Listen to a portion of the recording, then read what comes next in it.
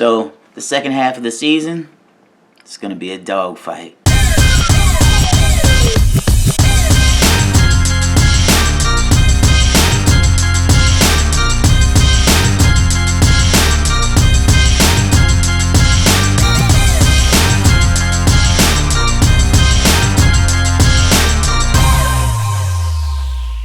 Fin fans up north, Fin fans in the south, to the east, and to the west. What's better than this? More of this. Let's talk about it.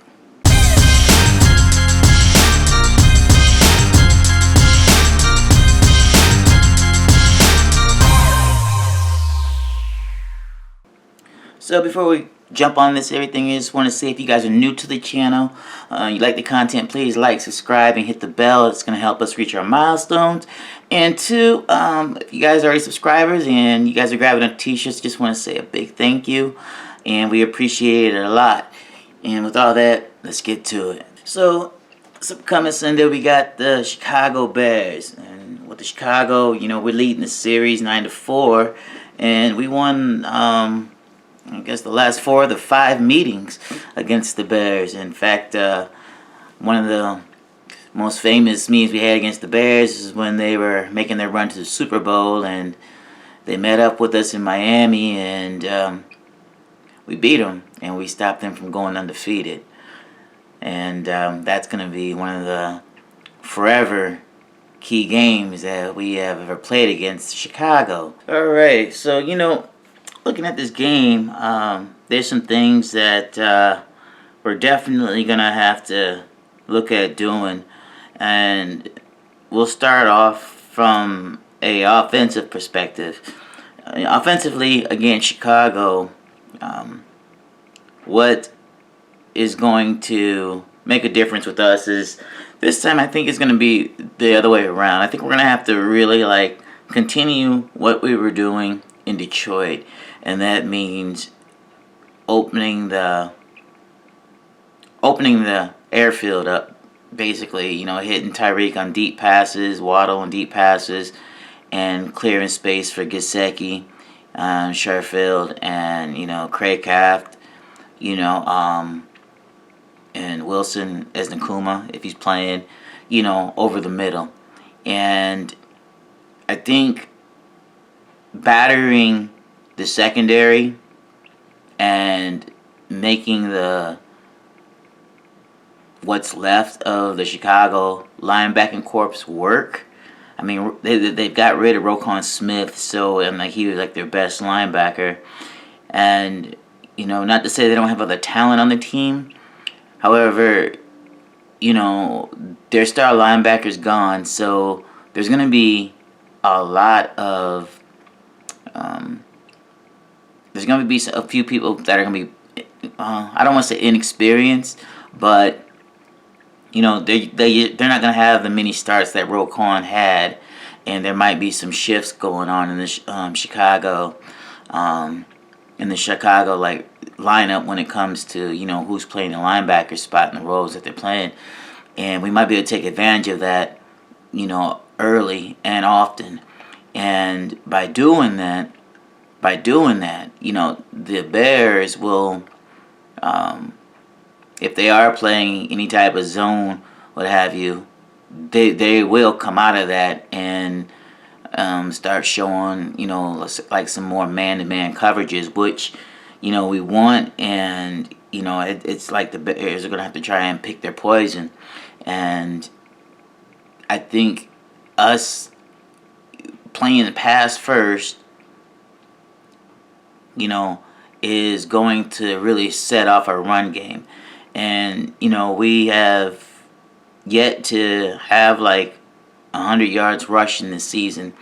And I think should we open should we take some pressure off the defensive line, then we should be eclipsing over 100 yards a season with Mozart. In fact, I wouldn't even be surprised if was it Jeff Wilson? I think this was the new running back we got. If he would, be the one to, really take it to the next level. I don't really know much about him. I think that from what I have heard, he's he's also like a bruising back, and it's going to be interesting to see what's going to happen. So I would think that, what we're going to be doing, offensively is attacking the middle and the deep passes, the deep field. I think that that's really going to carry over into us finally reaching, 100 yards on the ground rushing. I think that too will also keep pressure, off of Tua. Our offensive line, they're still going to have to maintain the core. I mean, we got Eichenberg out, and Austin Jackson is going to be coming back. So, hopefully we'll get some rust knocked off of him real quick, and, we'll be able to keep Tua upright and keep the pressure off of him, and allow him to, call the right coverages to pick up the blitzes. And so, moving on to the defense, I think when it comes to our defensive stand, what we're really going to need to do is hold down the front line, because Chicago is a running team. Now, they did pick up Claypool. Claypool had 8 receptions for 55 yards against us when he played for the Pittsburgh Steelers, so he's going to get a second crack at it.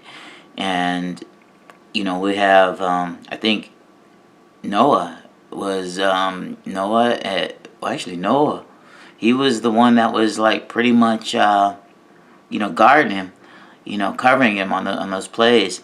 So it's going to be interesting to see what's going to happen now that we have crossing back in Kader Kohu, and how that's going to formulate for us on defense when trying to shut them down. And I think that with the addition of Nick Chubb, hopefully he gets a chance to play and help us clog up the run lanes, because they're going to be trying to run Montgomery and Herbert at us consistently and often. And don't be surprised if you see Fields, try to scamper out of there. And if we have the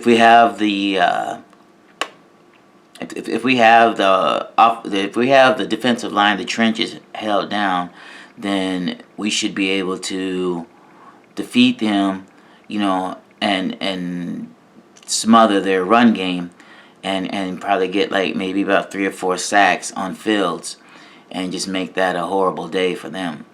And I look at one thing that is going to help us win is if we stay penalty free. And it's been the last 3 games, they've just been a blitz of penalties that we've had. And now they simmered down last week against Detroit. However, though, we got to get back to our game, and our game is being one of the least penalized teams in the NFL, and that's always been us. So, we have to definitely work the pass game, the middle and the deep parts of the field, and that's going to open the running lanes, and we're going to have to shut their run down by controlling the trenches and, getting after Fields early and often. And because Claypool is, actually, they have Claypool and Henry that they got from the Patriots. So they're trying to beef up their wide receiving corps. So, let's shut those guys down from those aspects. I think that, their indoctrination with Chicago won't be a good one if we can hold that down and keep Fields, in duress, and get a few interceptions from him with this new look defense, and to stay as one of the least penalized teams in the NFL. Now, some players that we're going to be having to watch here, and again, it's going to be Tua. This is going to be Tua's 3rd game back, and it's his second, well, it's gonna be, and actually it's gonna be his third game playing the full game. Should he go that way, which I hope he does. And we definitely want to watch what's gonna happen with. I can't think of it. I always say number 71. Let me think of it. Anyways, see what's up with him. See if his consistency stays. He did a good job with Detroit. Chicago's gonna be a little bit different breed though, so we'll find out. And I think we want to continue watching what's going to be happening with Eric Nakama. Like last game, they started Braylon Sanders, and I don't know. I was scratching my head as to why that was happening. So we're going to find out what's going to happen with that. Eric Nakama, is he going to get a chance this game for us to see him and to play a little bit? Also, we want to watch what's going to happen with Jeff Wilson. The new running back we got. Will he get a chance to play? I'm anxious to see, what he's going to do on the field. And, he seems like he's a better pass catcher than Chase Edmonds. But, hey, he hasn't suited up in the Dolphins jersey yet and caught a pass from Tua. So we're going to find out. And I want to see what he's going to be like, carrying that rock. Is he going to be able to do things that Chase Edmonds was supposed to do but didn't do? So we're going to be interested to see what's going to be going on with that. Offensively, I think defensively, of course, the man of the hour is Chubb. Nick Chubb. I want to see, how his presence is going to make a difference on our defense and how everybody's going to play. The next man I want to see, and I'm pretty sure everybody's like this too, is Byron Jones.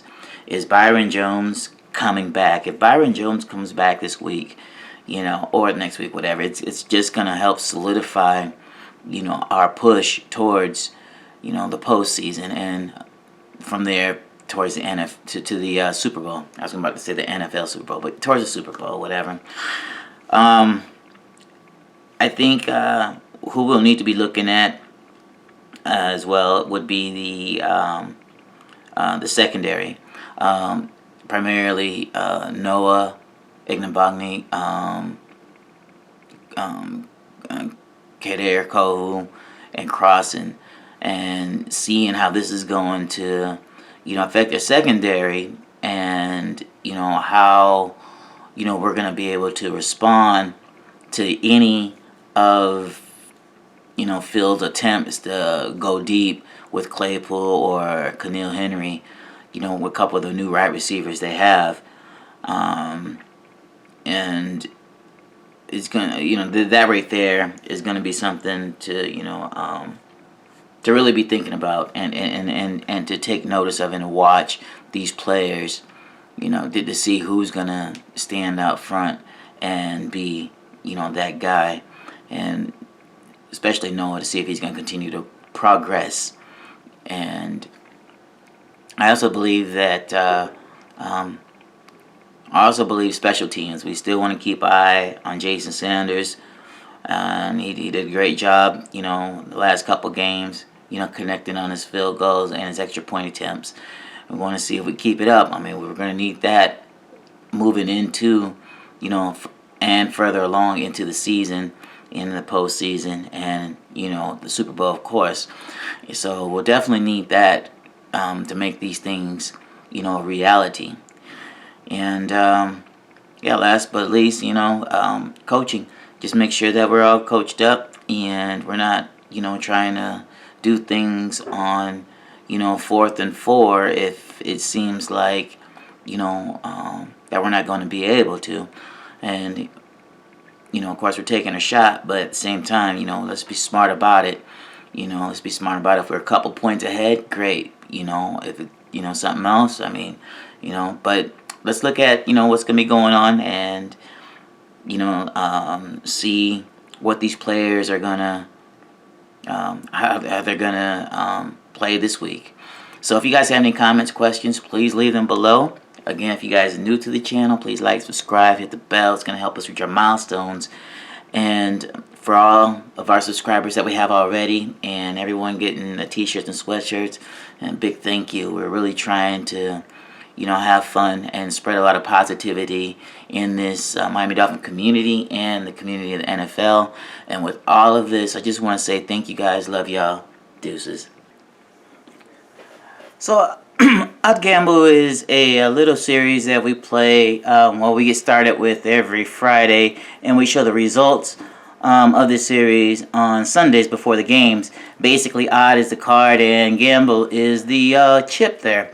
And how it works is that we look at, all the odds that could, be in our favor of winning, and we decide if it's going to be the odds. And then for the gamble, what we do is we look at, what the house is saying primarily, and all the betting sites are saying, and what some of the analysis are saying. So we look at that as gamble, and then we just kind of run the two together, and we let people choose who's going to be odd or gamble. And Sundays we just show the results of the many votes that we got for odd or gamble, and we show the winner of what the thoughts were on that. So if you get a chance, just check it out, and love to have you play. It's just a little something fun that we do here in this community. And with all that, thank you. Fin fans up north, Fin fans in the south, to the east, and to the west. What's better than this? More of this. Let's talk about it.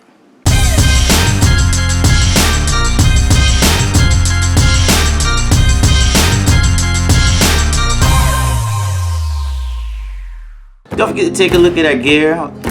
Clicking with the FinFan. You can check out the links below. And also know that your support with this helps our artists, and it also helps what we're doing here with Clicking with the FinFan. And a good thing about it all is you also get free shipping with that. So just take a look at the gear that we got. Grab something for you, your boo, significant other, your kids, whatever. And help support what we're doing here, and we appreciate it a lot. Thank you.